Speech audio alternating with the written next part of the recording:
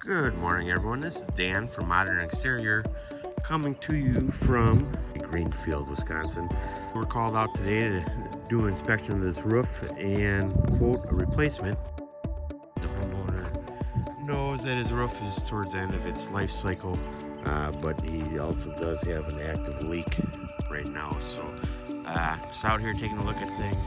Found a couple issues right off the bat.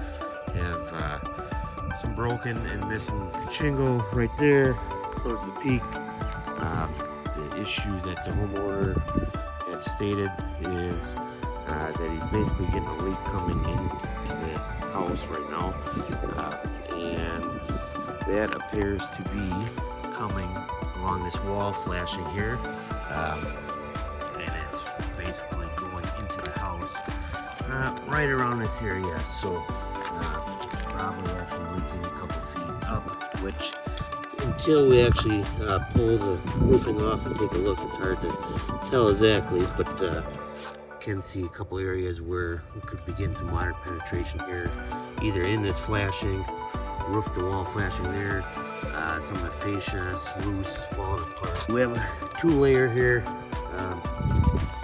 so our plan to address these issues will be to tear off both layers and replace it with an over 40-year architectural shingle.